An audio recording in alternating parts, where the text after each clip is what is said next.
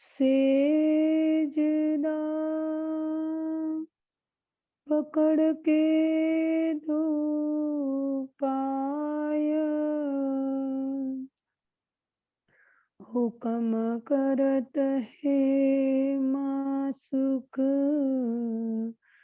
बिच आशिक के दिल आए मासुक तुम्हारे आंगना तुम अंगना के माशूक ये हुक्म इल्मे दृढ़ किया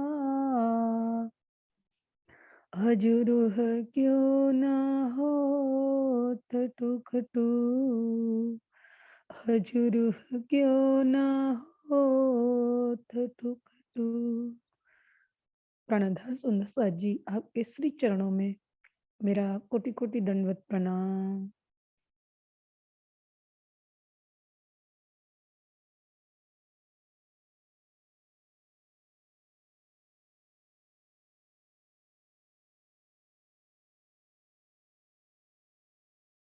आज हम ध्यान के विषय पर थोड़ी चर्चा करेंगे और बाद में हम आगे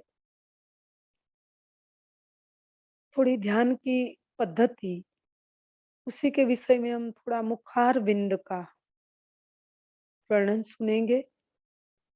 वैसे सही ढंग से तो ध्यान का आज पौने घंटे में हम एक ध्यान के ध्यान में कैसे बैठा जाए उस शैली के हिसाब से हम आज ध्यान में बैठने की वो प्रक्रिया से नहीं गुजरेंगे।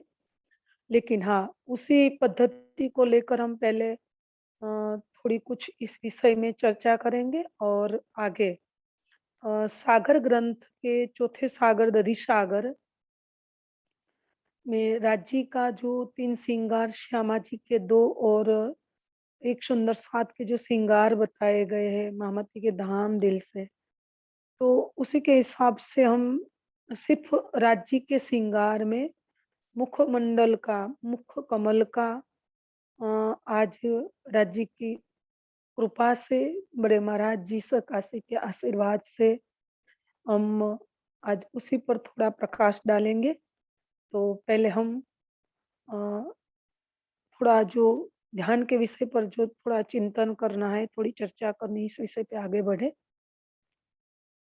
मेरे राज रसिक मेरे श्याम श्यामा कब आओगे कब आओगे मेरे राज रसिक मेरे श्याम श्यामा कब आओगे कब आओगे मेरे प्राण वल्लभ मेरे प्राण प्रीतम कब आओगे कब आओगे मेरे प्राण वल्लभ मेरे प्राण प्रीतम कब आओगे कब आओगे।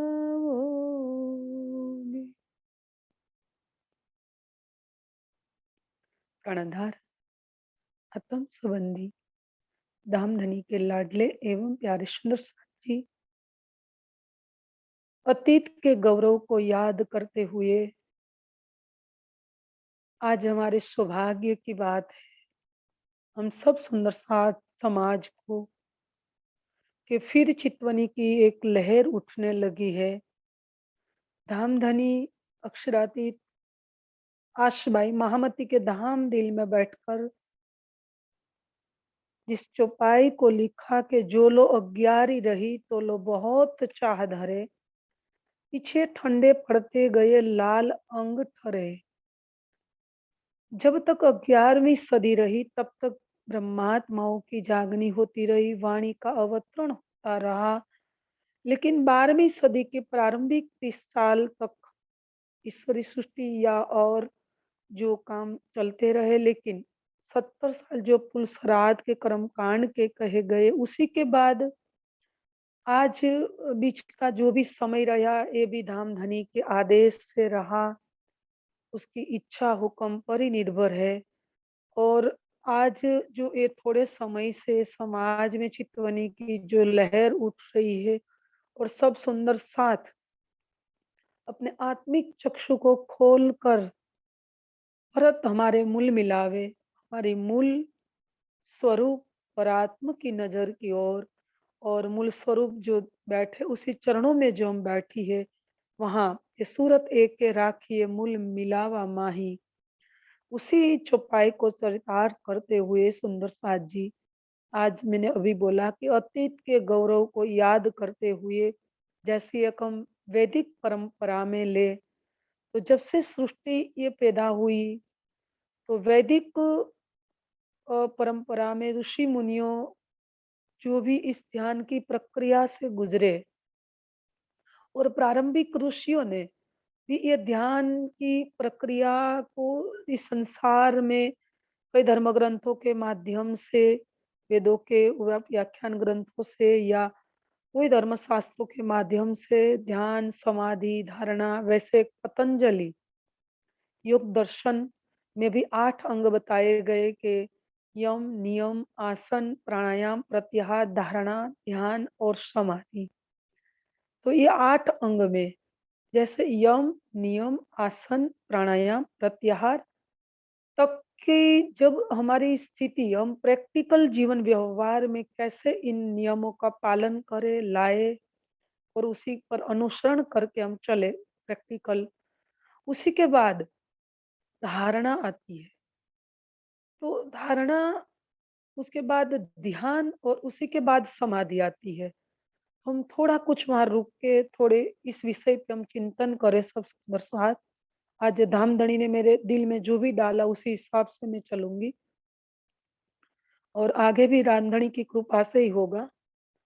तो धारणा, धारणा का परिपक्व रूप ध्यान है, और ध्यान का परिपक्व रूप समाधि है।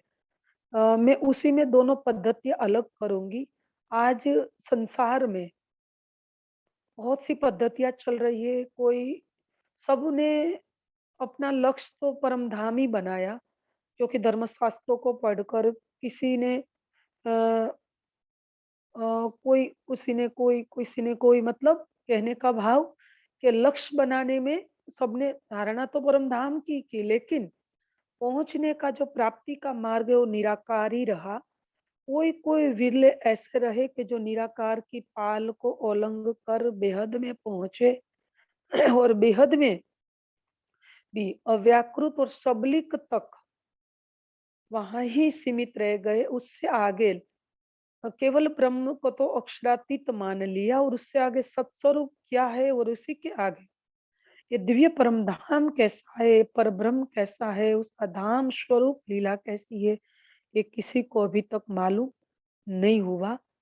प्राणधर सुंदर साथ जी, सबने परम धाम, प्रेम और परब्रह्म, ये तीनों शब्दों में परम धाम, प्रेम और परब्रह्म लक्ष्य तो यही बनाया, लेकिन पहुंचने का जो अंतिम डेस्टिनेशन है, जो पहुंचने की अपनी अवस्था रही, वो सब कोई केवल अवस्था 10वें द्वार तक, चाहे वैदेही केवाए कहलाए इस संसार में, चाहे राजा जनक हो, या भगवान बुद्ध हो, महावीर स्वामी हो, रामकृष्ण परमहंस हो, इस सब ने केवल ये अवस्था तक अपनी समाधि वहां सीमित हो गई, क्योंकि अपने अंदर का जो सूक्ष्म अस्तित्व अस्मिता वाला भी नहीं मिटता, तब तक कोई परम गुरु या एकादश द्वार में प्रवेश नहीं कर सकता। हाँ, प्राणनाथ जी ने वाणी के आधार पर बताया कि 5 रत्नों को मैंने इस मोह सागर से निकाल कर बेहद में सुखदेव, सनकादि, कबीर, शिव और महाविष्णु, तो ऐसे ही परम गुहिया में एकादश द्वार में जब प्रेम की अवस्था में पहुंचे, प्रहलाद जी ने भी वाणी में बताया कि पुरुष पणे दृष्टे न आवे, अबला पणे लीजिए अंग। तो पुरुष पणे दृष्टे न आवे, जब तक अंदर का सूक्ष्म अस्तित्व भी कि मैं ये हूँ, शरीर हूँ, या पुरुष हूँ, या स्त्री हूँ, या सब भाव मिटाकर जब प्रेम भाव में, एक सखी भाव में हमारा स्वरूप नहीं हम अस्तित्व को नहीं मानते, तब तक हम बेहद में भी वहाँ नहीं पहुँच पाते। मैंने इसलिए इतनी बात बीच में ली सुंदर साथ जी, कि आगे हम ध्यान की बात करने जा रहे हैं। तो मैं ध्यान, धारणा, ध्यान और समाधि किसे कहते हैं, मैं ये बात पर आगे जा रही हूँ।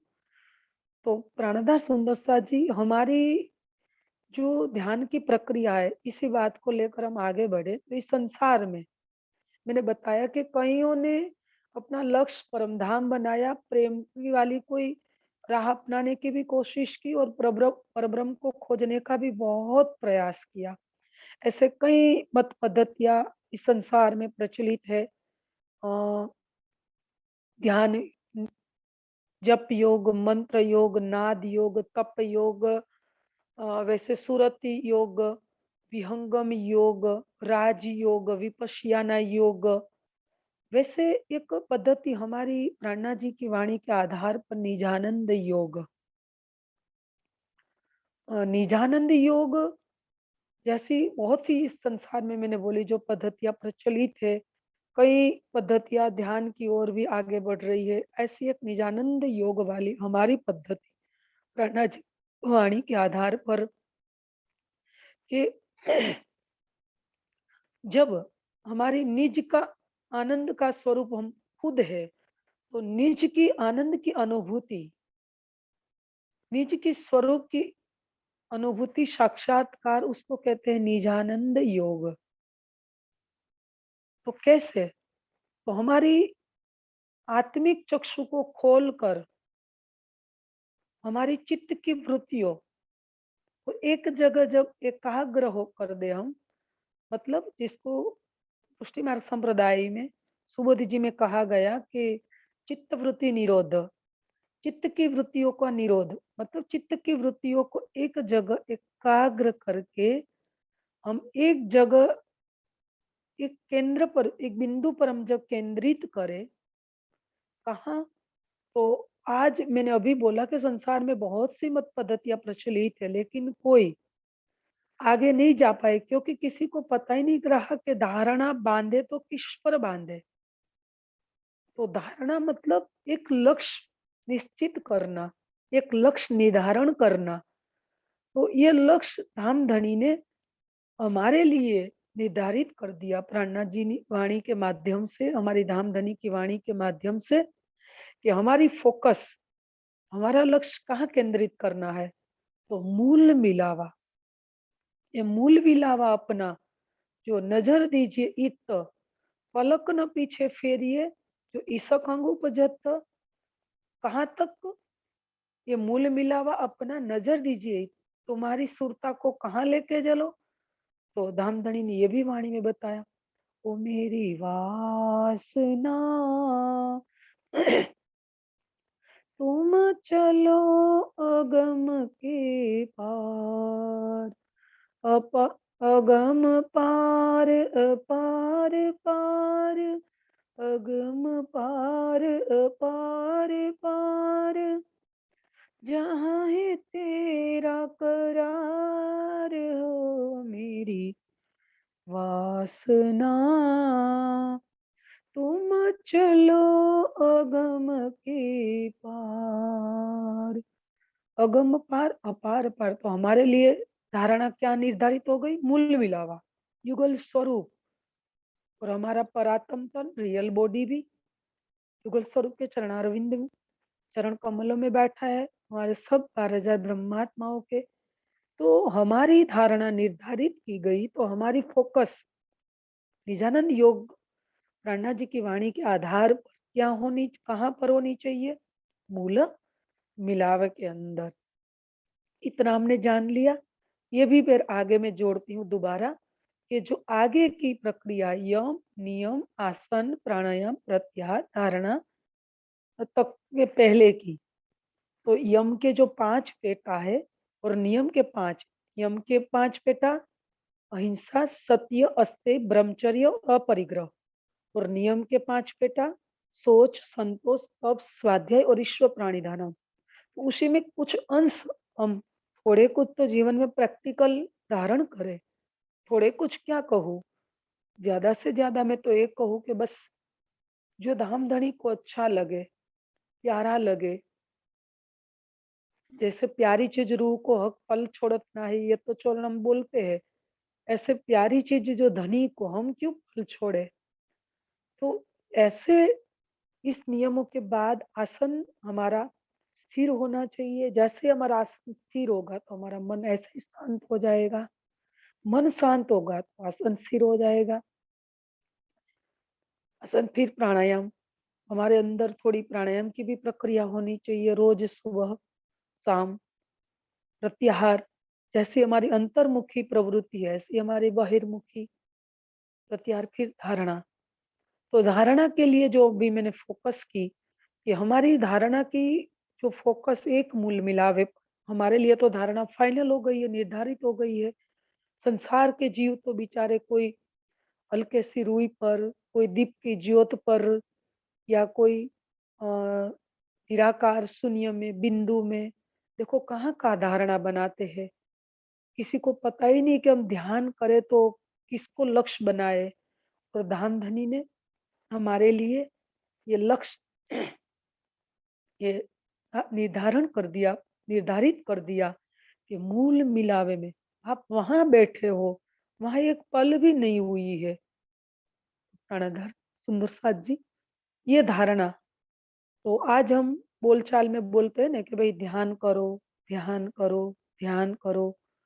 तो हम सीधे ध्यान के शब्दों में थोड़ी कुछ इस ध्यान के विषय में और समझाना चाहती हूँ कि ध्यान की प्रक्रिया तो 7वें नंबर पर आती है।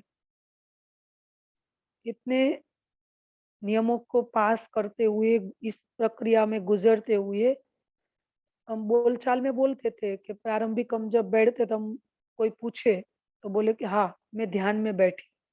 लेकिन ध्यान तो जब हम एक युगल स्वरूप पर हमारी चित्त की वृत्तियों को एक जगह एकाग्र करते हुए, हमारी फ़ोकस सिर्फ़ युगल स्वरूप, उसकी शोभा, श्रृंगार में हम केंद्रित हो जाएँगे, उसको कहते हैं ध्यान। हम सिर्फ़ बोलचाल में बैठने की प्रक्रिया को ध्यान की व्याख्या परिभाषा कर दी, लेकिन ध्यान तो 7वें नंबर पर आया।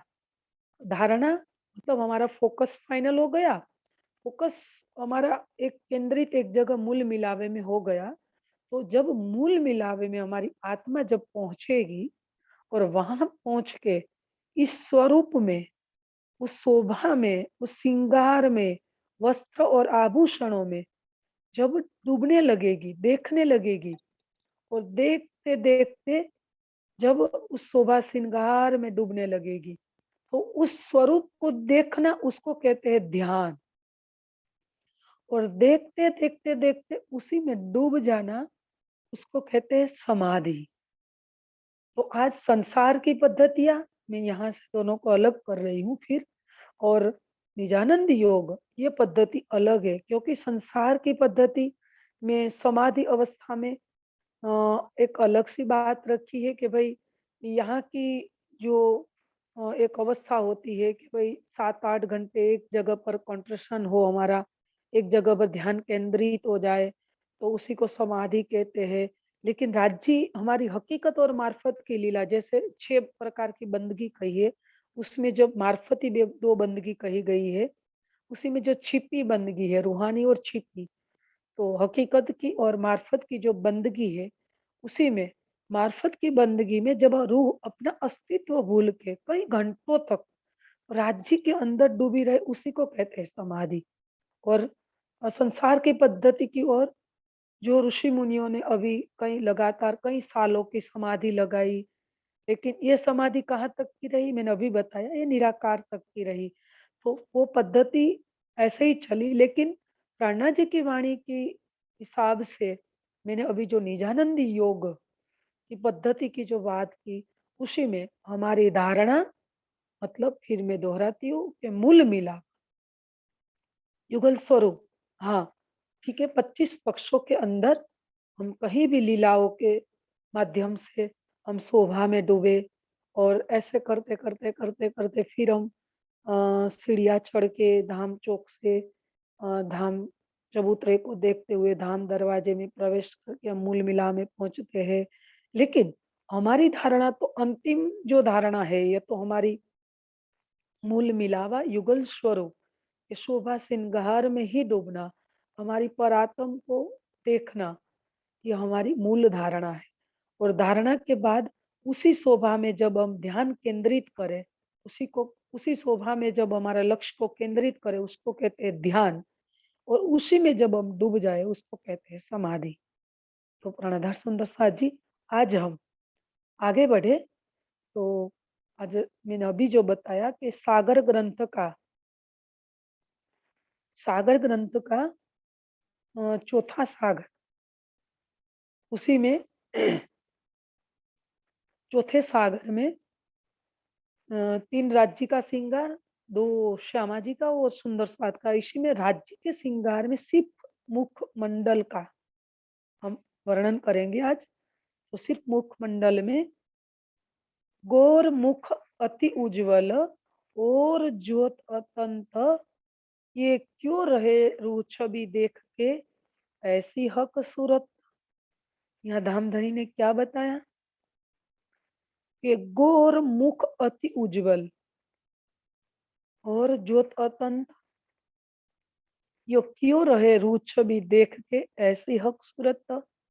तो प्राणधार सुंदर सा जी, हम ध्यान के विषय पर बस 10-15 मिनट हमारे पास है, तो उसी में हम थोड़ा कुछ बस आगे हमारे एक स्थिर आसन पर बैठ के हम मुखमंडल को निहारेंगे। अभी तो मैंने एक बताया ना कि पद्धति के माध्यम से हम जा रहे हैं, प्रॉपरली ध्यान का विषय नहीं चल रहा है, तो मुखमंडल का वर्णन करते हुए, क्योंकि अंतिम जब ध्यान की कराया जाएगा, तब ये पद्धति के माध्यम से ही हम ध्यान में डूबेंगे। लेकिन अभी पद्धति के माध्यम से हम सिखाए जा रहे हैं कि कैसे मुखमंडल को याद करना चाहिए जब हम ध्यान में बैठे तो राज्य के। तो उसी विषय को आगे ले चले। तो प्राणधार सुंदर साथ जी, हम जब अपने आसन पर एक स्थिर मुद्रा में हम बैठ जाएंगे और तारतम का 1 या 2 बार मौन जाप करते हुए आंतरिक भाव से रूह के धरातल पर हमारी होठ या जिह्वा कुछ ना हिले, ऐसे भाव को लेकर और हम सीधे ही घुम्मट जी में चले जाएंगे। हमारी सुरता कहाँ जाएगी? घुम्मट जी में।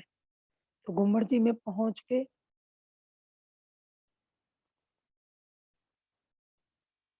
मूल स्वरूप की जो मूल वाणी है, महामती के धाम दिल में जो अवतरित हुई, इस मूल वाणी को प्रणाम करते हुए तह खाने में नीचे दिल के भाव से महामती के धाम दिल में विराजमान युगल स्वरूप को प्रणाम करते हुए और जो अनुभूति के धरातल पर पहुंचे हुए सदगुरु महाराज के धाम दिल में विराजमान युगल स्वरूप को प्रणाम करते हुए ऐसा भाव लेकर के मेरी आत्मा परात्म का श्रृंगार सजकर इस सहद ब्रह्मांड को 5 तत्व, 14 लोक, निराकार की पाल को पार करते हुए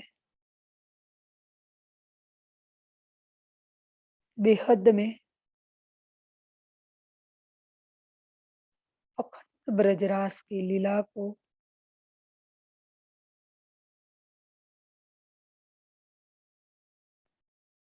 देखती हुई, इस लीला में डूबती हुई जब हम आगे बढ़े,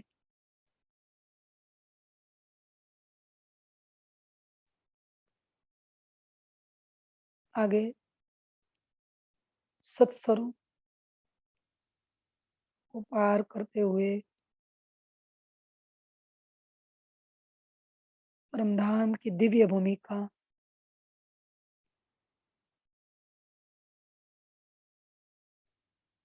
केल पर पहुंचे।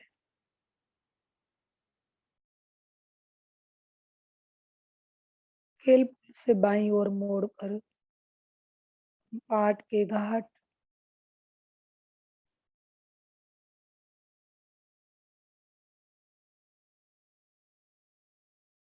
पाट के घाट दूध से उज्जवल, मिश्री से मीठा कई करोड़ गुना। मीठा जल में मैंने स्नान किए और देवती में परातम का श्रृंगार किया।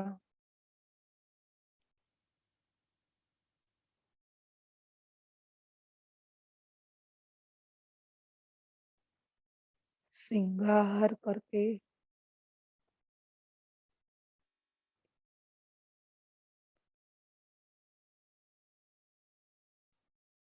सीढ़ियाँ चढ़ के पाल पर आई।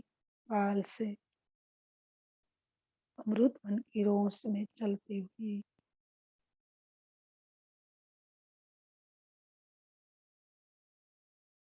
चांदनी चौक में पहुंची।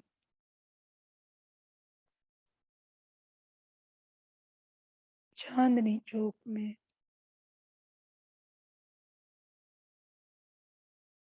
लाल और हरे के वृक्षों की शोभा को देखती हुई नीचे दो खूनी, तिखुनी, चौखुनी, षष्ठकोण जैसी बालू की नूरी में जलकारो जलकार करती हुई बालू मेरे चरण कमल स्पर्श किए तो मेरे अंदर ये सुगंधी, ये कोमलता, ये चेतनता,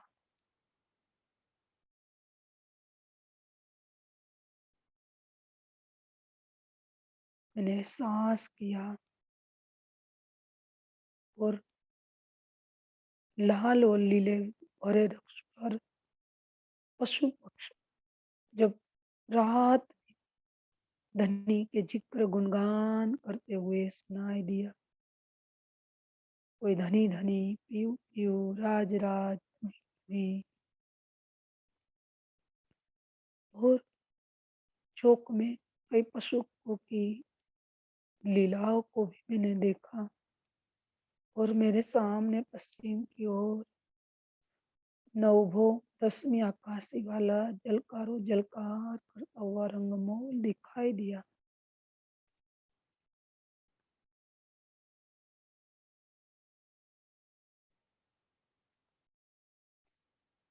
जब मैं सीढ़ियाँ चढ़ रही हूँ तो सीढ़ियाँ के ऊपर बिछाई हुई लाल प्रकार की पश्चिमी गिलम, अनेक प्रकार के वेल से चित्रकारी की हुई। इन चित्रकारियों में मेरा प्रतिबिंब झलक रहा है। आस पास में ट्रांसपेरेंट कठेड़े से हाथ लगाती हुई मैं धाम चौक में पहुंची।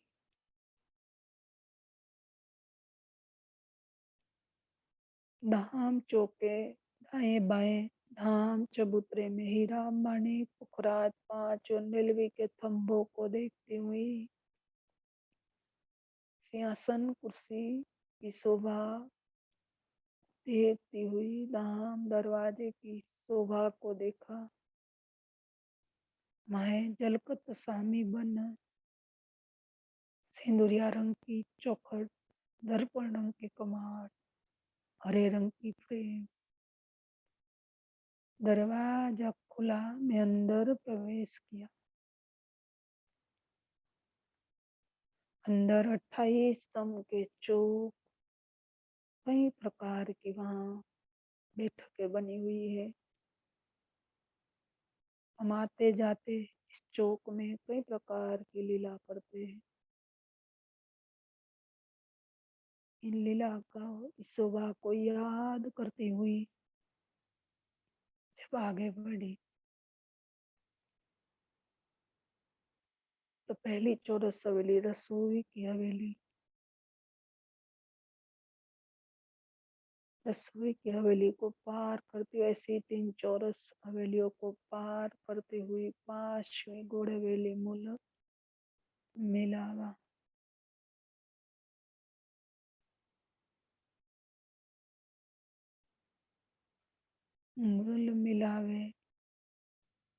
बाहर एक थंब की हार, फिर एक मंदिर आगे चली, एक मंदिर की हार, फिर एक मंदिर आगे चली, एक थंब की हार, फिर एक मंदिर आगे चली तो फिर कमर भर ऊंचे चबूतरे पर एक थंब की हार।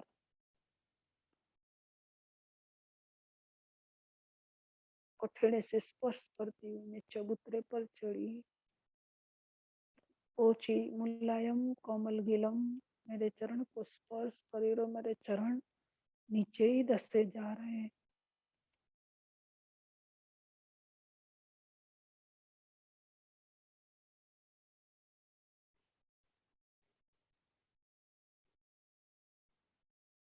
फीते थंबे कठेड़ा,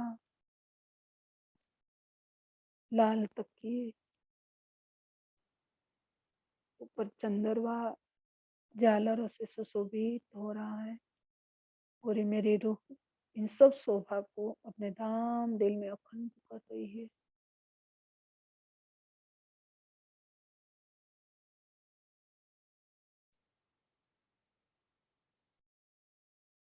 इस शोभा को देखते हुए जब मध्य में पहुंची,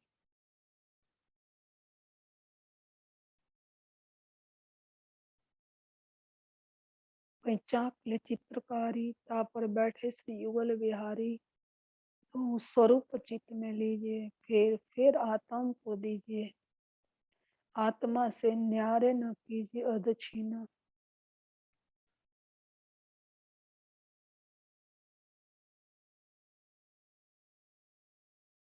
वहीं चाकले चित्रकारी धामधनी युगल स्वरूप सिंहासन पर विराजमान है और कई प्रकार की चित्रकारी के चाकले और तकिए स्वर युगल स्वरूप की छवि विराजमान रही है।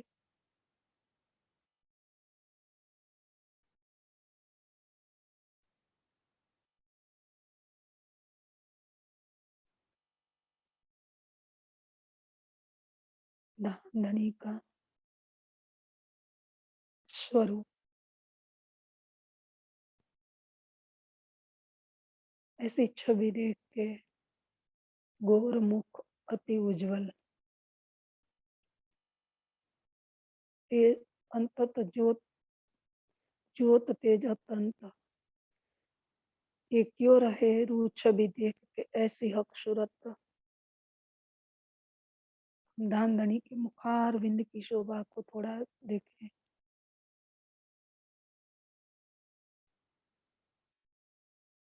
बस ये स्वरूप को धाम हृदय में हम बसा लें, रू एक क्षण भी उसे अलग ना करे, बार बार उसी को ही देखती रहे, मुखार विंद को निहारती रहे, आत्मा से न्यारे न कीजिए दक्षिण।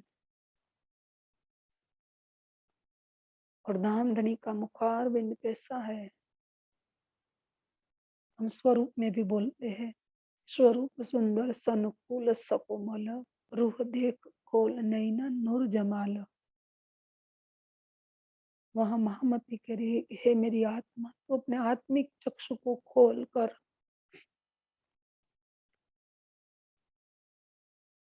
अपने धामधनी का दीदार। कैसा है मुखार विंद हमारे धामधनी का, हम वर्णन करें 5 में। धामधनी का मुखार विंद लाल अधूर हसत मुखरवटी, नासिका तिलक नीलवट मोहे केस, श्रवण भूषण मुख दंत मीठी रसना। धामधनी का मुखारविंद का वर्णन के लिए तो यहाँ कोई शब्द नहीं है, क्योंकि इसलिए कि धामधनी का अंग, वहाँ की उज्जवलता, वहाँ की तेज ज्योति और परम धाम की लालिमा, यहाँ की जूठी जुबान जूठे शब्दों से कैसे हो सके। तो भी धामधनी के हुक्म से ये वर्णन होने जा रहा है। कैसा है धामधनी का अधूर लाल अधूर, धामधनी का अधूर प्रेम से परिपूर्ण है। मुख लाल अधूर हसत मुख हरवटी। जब हंसते हैं तो हरवटी हरवटी के बीच की गहराई लाख और मुस्कान खिलती रहती है अधूर।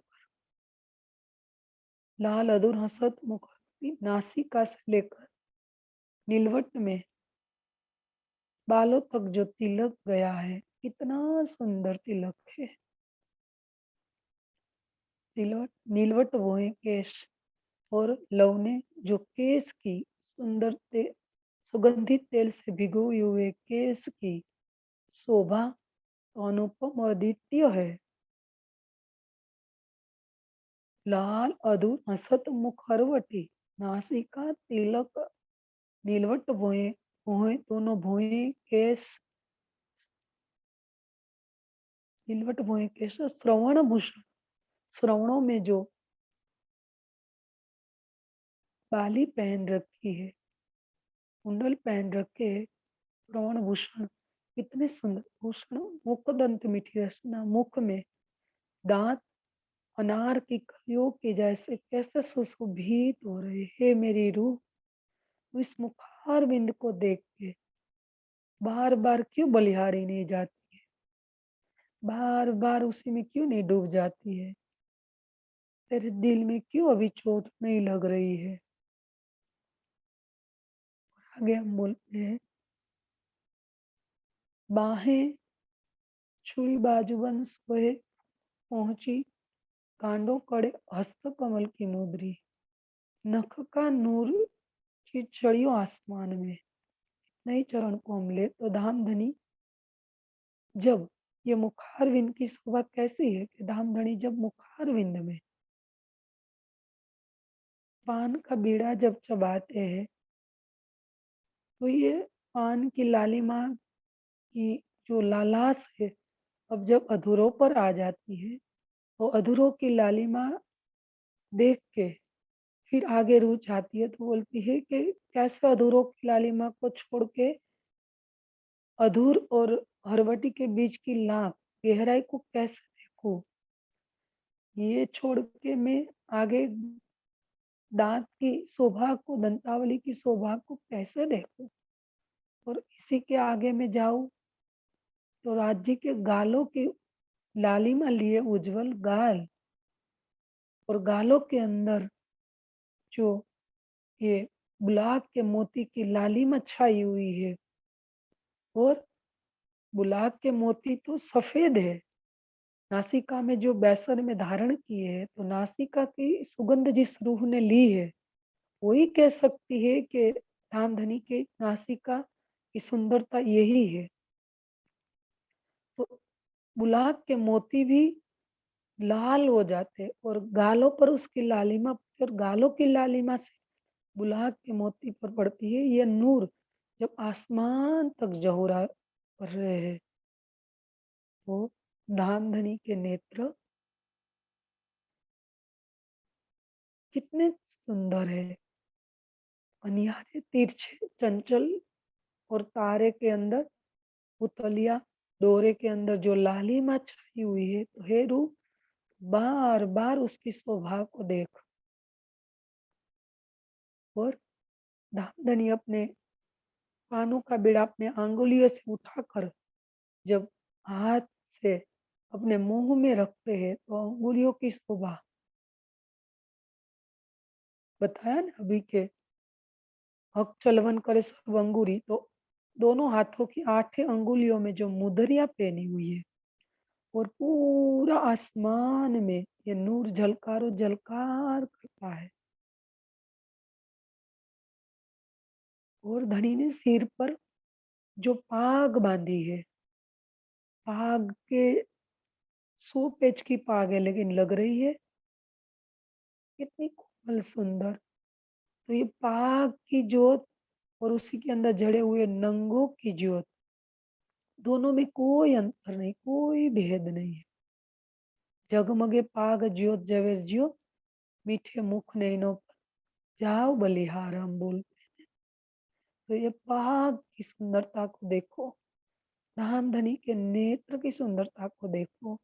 नासिका को देखो, श्रवण की बाली को देखो, उसकी लाल गालों की लालिमा और अधूरों की और उसकी जुबान ऐसी मीठी रसना अमृत वचनों से भरे हुए धनी की जुबान, मीठी जुबान, मीठे वचन, मीठा रूह, मीठा हक प्यार, ऐसी मीठी जुबान धामधनी हमको और धामधनी के कानों की मुख श्रृंगार कहा ने, तो मुख के अंदर ही नासिका आ गई, नेत्र आ गए, श्रवण आ गए और कंठ सागर, कंठ से लेकर सागर से लेकर क्यामत तक पूरी शोभा, तो राज्य की शोभा बस उसी में ही रूह डूबी रहे, उसी की ही लज्जत लेते रहे, उसी के सुख प्राप्त करते रहे। तो हमारा समय यहाँ पूरा हो रहा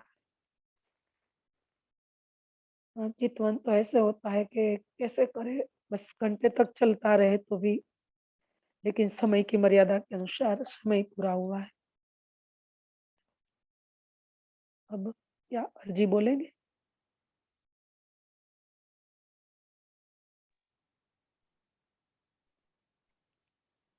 अर्जी हाँ जी बोलिए, अर्जी बोलिए। जी, चलो। पिया तुम होते सी कीजियो में अर्ज करूं मेरे पियो जी, हम जैसी तुम जीन करो मेरा तलप तलप जाए जीव जी, जीव रातो जीवे नहीं क्यों मीठे दिल की प्यास जी, तुम बिन मैं किन सकूं पिया, तुम हो मेरी आस में, आस मेरा नीत को लो पिया, जो कोई दूसरा होए जी, सर्वविध पिया। मीनू दीदी आप बोलिए ना, मेरा आवाज अभी नहीं निकल रहा है। अर्जी आप इतनी पूरी करिए ना मीनू दीदी। सब विध वाला जी सामरथ दिन, रैन जात रोए रोए जी, जन्म आंधी जो मैं होती सो क्यों देखूनी के कार जी, जब तुम आप दिखाओगे तब देखूंगी नैन नजर जी, ये पुकार पिया जी मेरी सुन के, अब ढील करो तुम जीन जी, पल पल खबर जो लीजियो, इति अरस करूं दुल्हान जी, इति अरज मैं तो करूं, जो आड़ी भई अंतराई जी, सो अंतर आड़ी टाल के दुल्हा लीजिए, कंठ लगाए जी, पिया कंठ लगाए कंठ सो, पिया कीजिए हास विलास जी, वारने जाए श्री इंद्रावती, पिया राखो चरणों के पास जी, तुम दुल्हा मैं दुल्हनी पिया और न जानू बात जी इश्क सो सेवा करूं पिया सब अंगों साक्षात जी सदा सुख दाता मेरे धाम धनी मैं क्या कहूँ किनसो बात जी श्री महामत युगल स्वरूप पर वारी अंगना बलि बलि जात जी वारी अंगना बलि बलि जात जी बोलो श्री प्राणनाथ प्यारे की जय सतगुरु महाराज की जय प्रणाम जी सब सुंदर